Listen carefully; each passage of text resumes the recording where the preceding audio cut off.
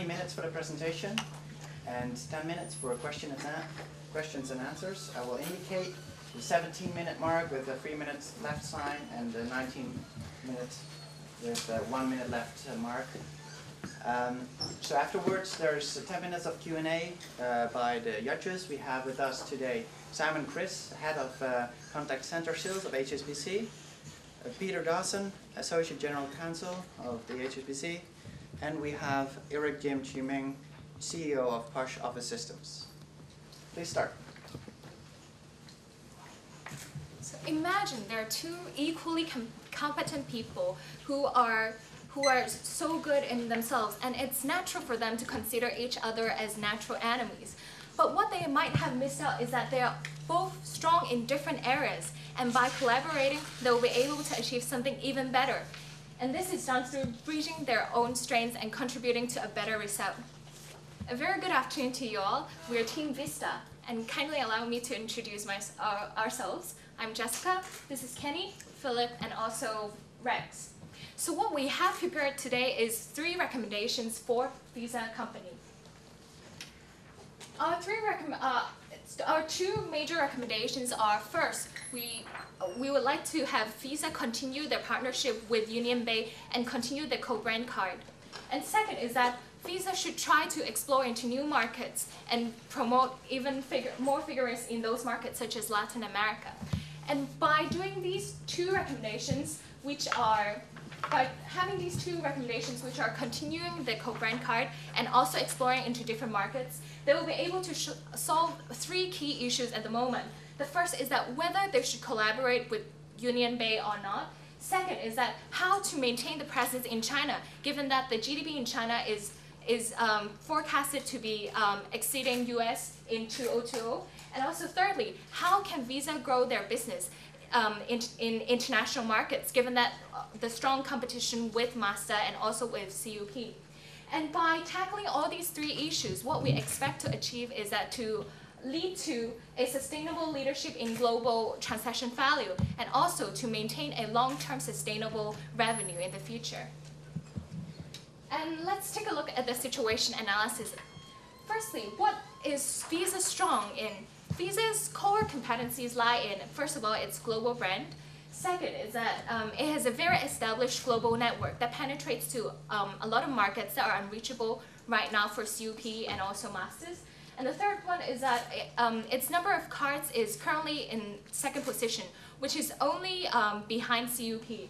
And by leveraging these core competencies, what Visa has to solve at this moment in order to lead to the expected outcome of greater revenue and more sustainable leadership in the future is that, firstly, for the first key issue, which is to collaborate with UnionPay, the current complication is that UnionPay has access to all Chinese cardholders, and that their relationship, if it turns sour at this moment, it may hurt Visa's opportunities in exploring the Chinese market. And the second complication in the key issues is that for Chinese business, Visa has met with a lot of government restrictions and is not able to directly extract a lot of revenue from the market. And it needs to utilize the Chinese UnionPay cooperation in order to get more business. And also, if they do any regressive actions at the moment, for example, they file a complaint to WTO, they may face retaliation from Chinese government in the future, which is not very beneficial to their overall business in the Chinese market. And the third complication is that in their international business, they currently face an increasing competition with CUP, and also Masters. And the fierce competition mainly lies in the areas and markets which are already developed and which for the other companies and also for Visa, they all have the established network. And what we can see here is that what Visa can do is to leverage its capabilities in the markets that are only developed by Visa but not by the other companies yet, into other new markets such as Latin America, which is not very explored by other network companies such as CUP and also Masters at the moment. And by doing this, not only can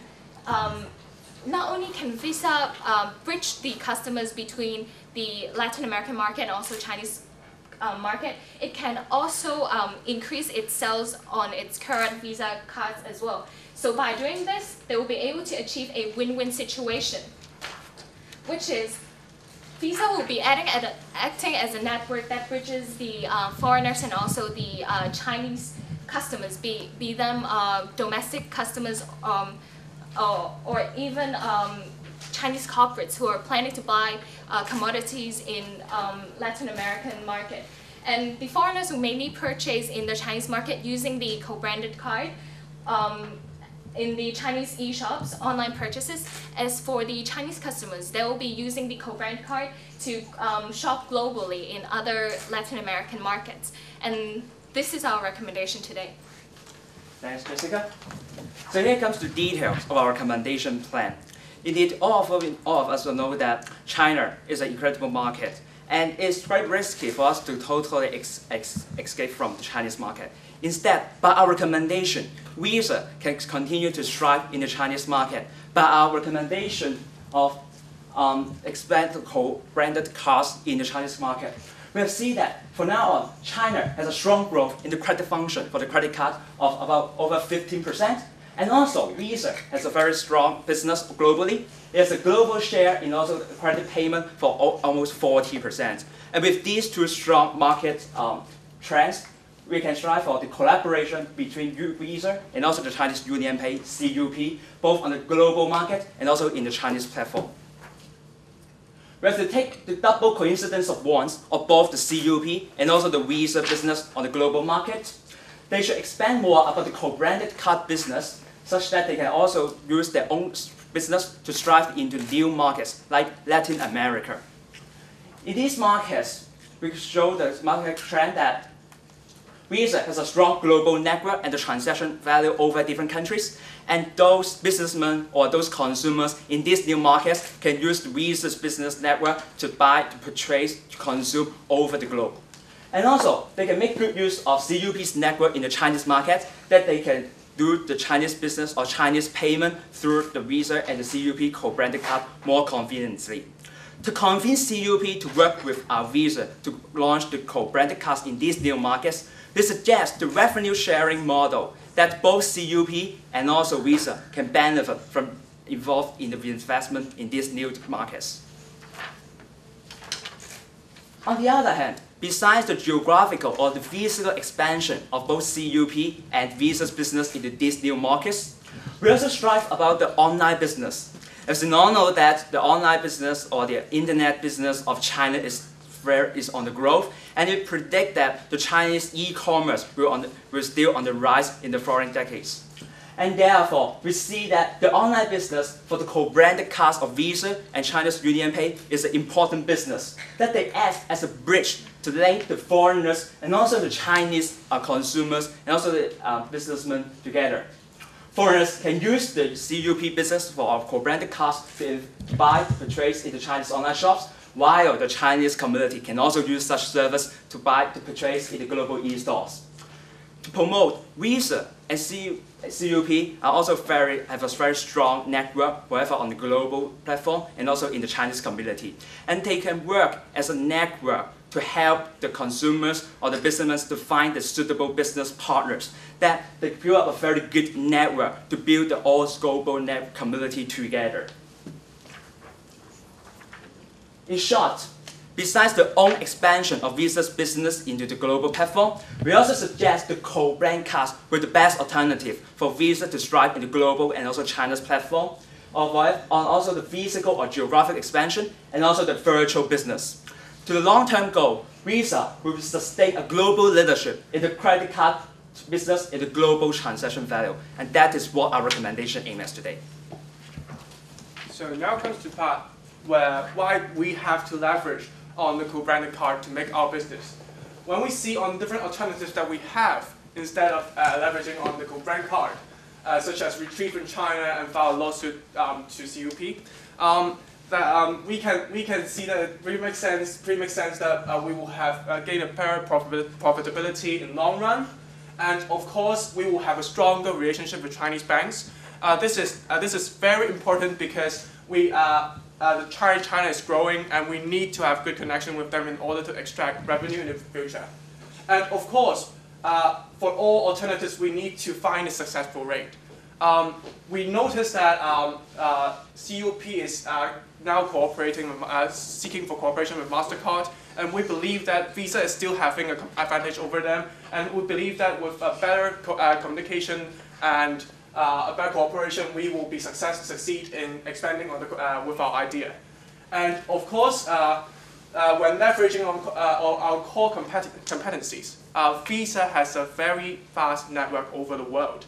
And we believe that if we can continue our successful model with the co-branding card in China, we will be able to leverage on our core competencies in order to have more profits.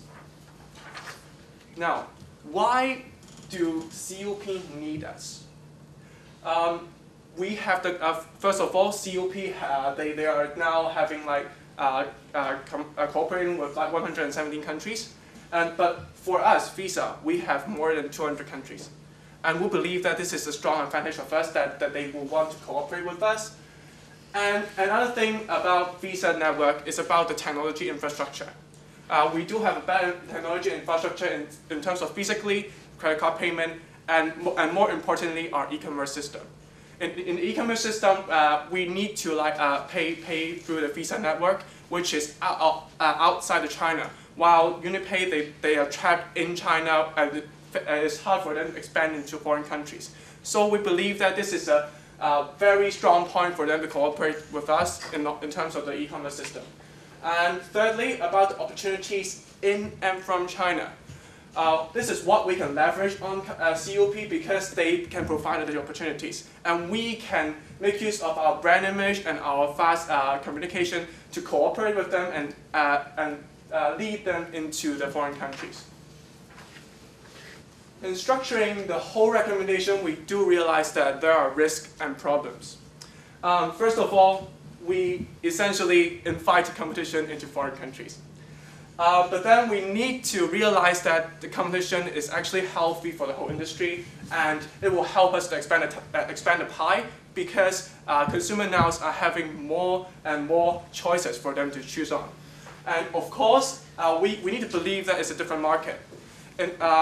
In the situation, they mentioned that the merchants in foreign countries, they mainly focus on Chinese travelers. But if we can leverage on the point cooperating with CUP, we will be able to introduce our own business into those foreign countries and strengthen them. And in turn, we can introduce the global market into that country as well. It's not about the Chinese market only, but the global market as a whole. And of course, we believe that on the whole, we will gain more from the recommendation instead of losses. If we do nothing, we will gain nothing from this from the situation. But if we think about the situation and we leverage on it, we may have a better gain.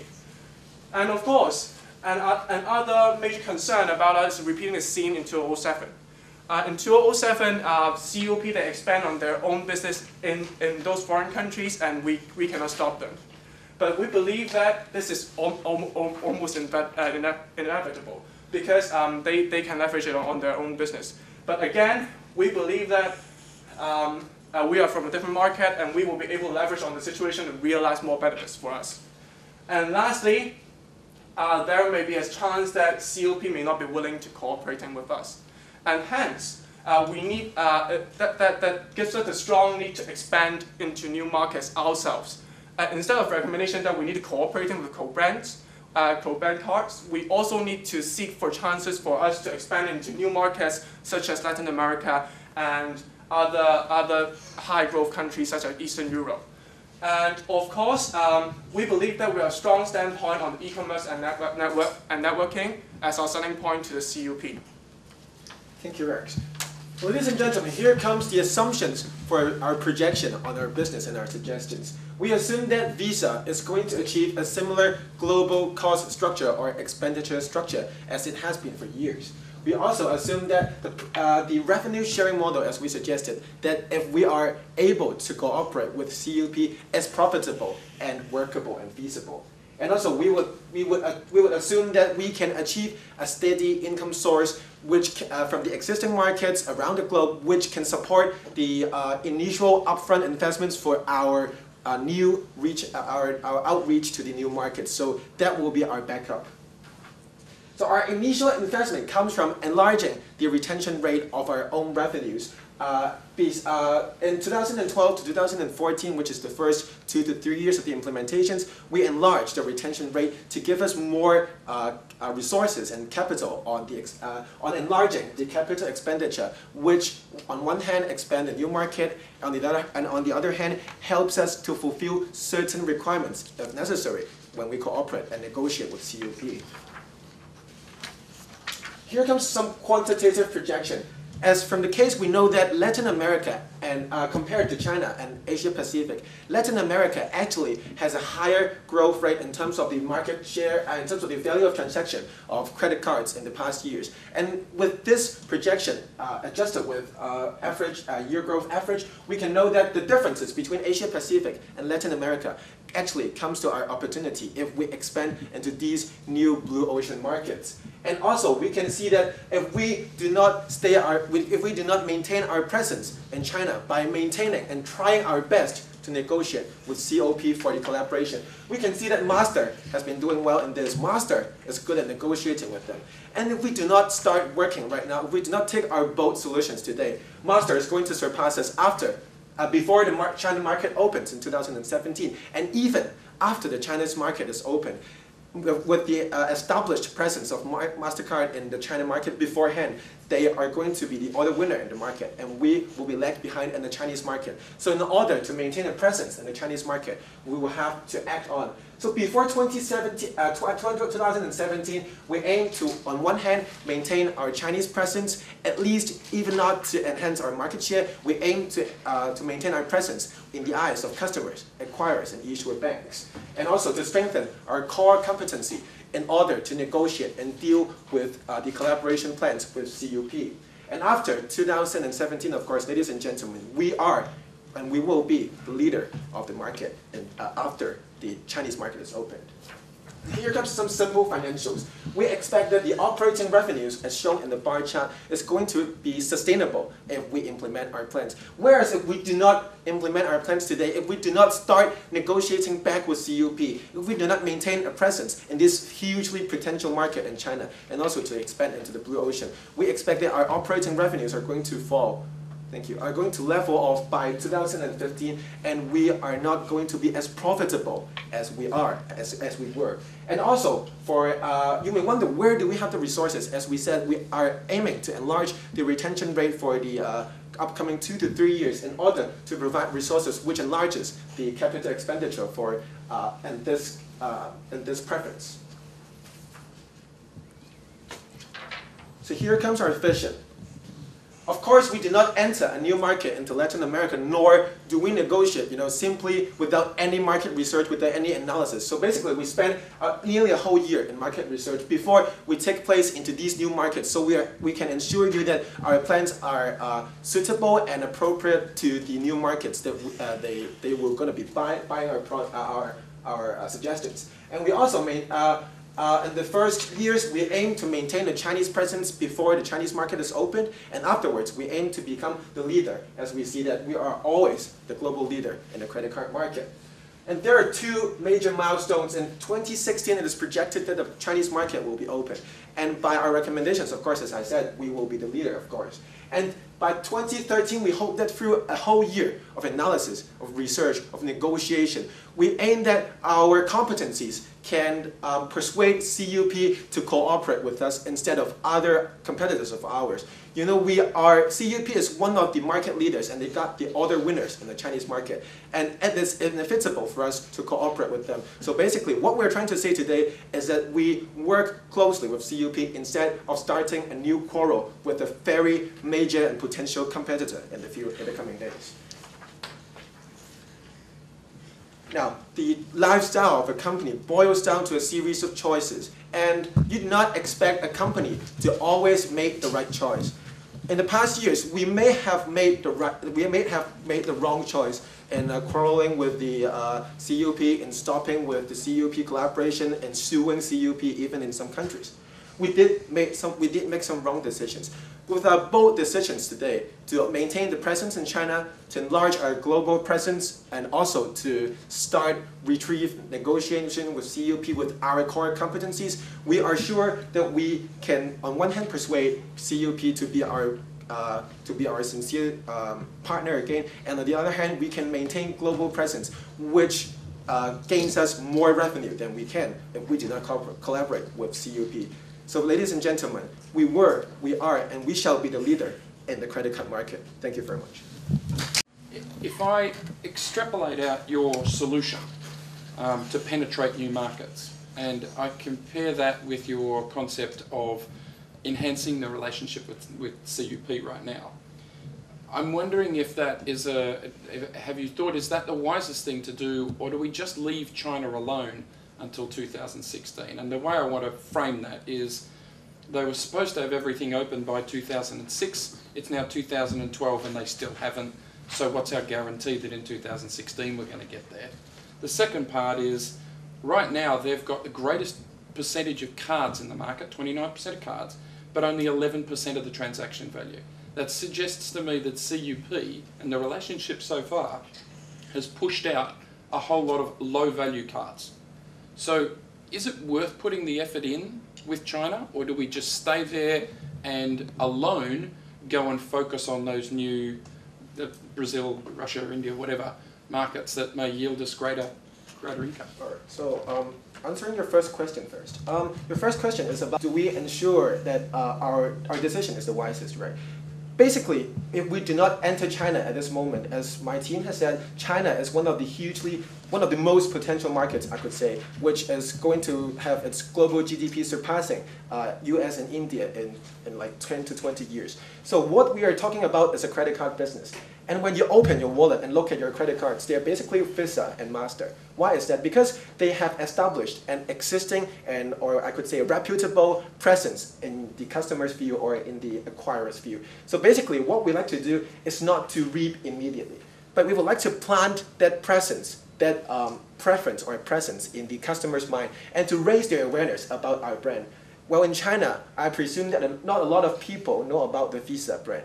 But with the presence that we plant into the customers' minds before the Chinese market is really open in 2016 or 17, we aim to build up that presence, and we aim that our business can be sustainable. If we start working at 2017, in which the Chinese market started, on one hand, Master has been collaborating. You know, when we quarrel with CUP, Master has been working well with them. If we do not work now, Master is going to surpass us in the Chinese market. And on the other hand, the customers in China won't buy us, won't think that our cards are trustworthy in the Chinese market because they do not have the preference and they do not have the presence of the cards implanted in their minds beforehand, before the market's really opened. And for your second question is about that the potential of China and also the low value cards of low value of transactions.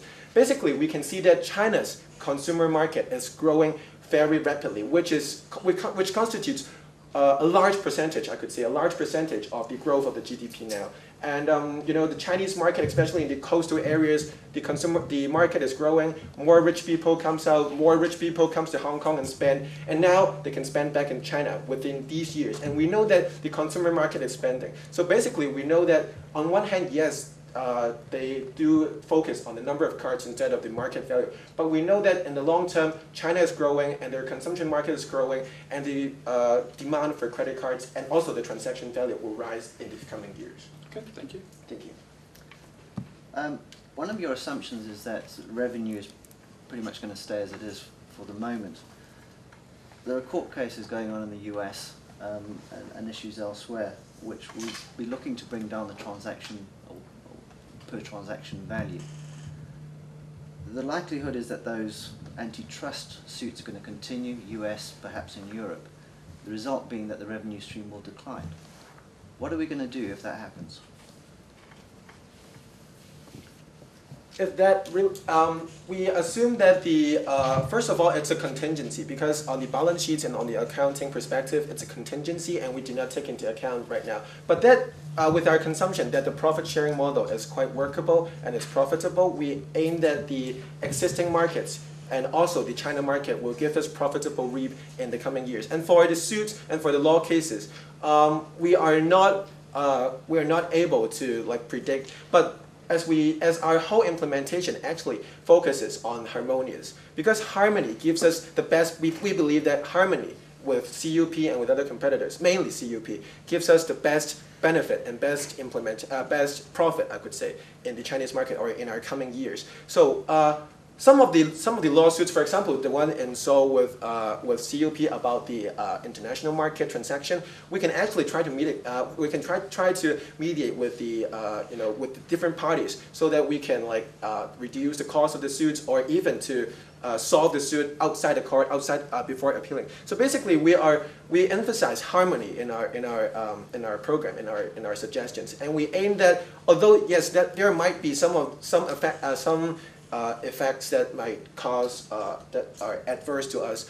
We aim that harmony and also our core competencies around the globe. We have a global reach and we have steady business in a lot of areas, despite we have some law disputes in very few areas. We believe that this global network, this enormous network around the globe, can be our backup and can provide us with adequate resources and also with steady income sources in the coming years to support our plans.